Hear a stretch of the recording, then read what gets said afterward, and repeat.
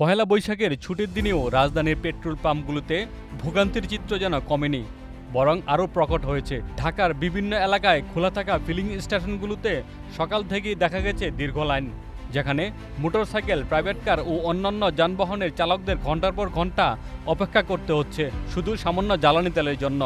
মঙ্গলবার 14 এপ্রিল সরেজমিনে রাজধানীর একাধিক পাম্প ঘুরে দেখা গেছে তেজগাঁওয়ের ট্রাস্ট ফিলিং স্টেশন, শাহবাগের মেঘনা মডেল পাম্প, আসাদ গেটের সোনার বাংলা ফিলিং স্টেশন এবং মাতোয়াইলের messrs Khan and Chowdhury filling station সহ বেশ কয়েকটি স্থানে তেল নিতে আসা যানবাহনের দীর্ঘ সারি। কোথাও মোটরসাইকেলের লাইন কয়েক কিলোমিটার পর্যন্ত বিস্তৃত, আবার কোথাও প্রাইভেট কারের সারি চোখে পড়ার মতো।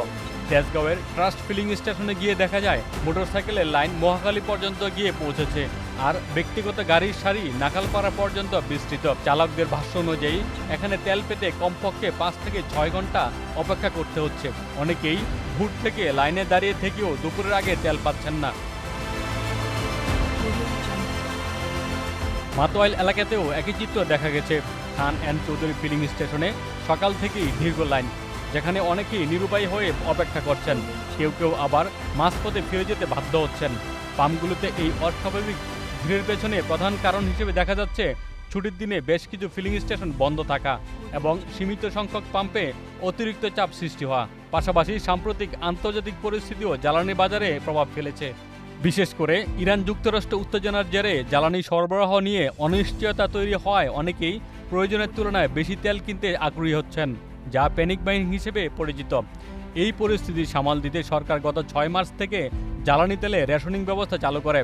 এর অংশ হিসেবে সীমিত পরিমাণে তেল বিক্রির নির্দেশনা দেওয়া হয়েছে, যাতে মজুতদারি ও অপ্রয়োজনীয় ক্রয় কমানো যায়। এদিকে তেল বিতরণ ব্যবস্থায় স্বচ্ছতা ও শৃঙ্খলা আনতে রাজধানীর কয়েকটি ফিলিং স্টেশনে চালু করা হয়েছে কিউআর কোড ভিত্তিক মোবাইল অ্যাপ ফুয়েল পাস। এই অ্যাপ ব্যবহার করে মোটরসাইকেল চালকরা সর্বোচ্চ 1000 টাকার তেল নিতে পারছেন, আর অ্যাপ ছাড়া সর্বোচ্চ 500 টাকার তেল দেওয়া হচ্ছে।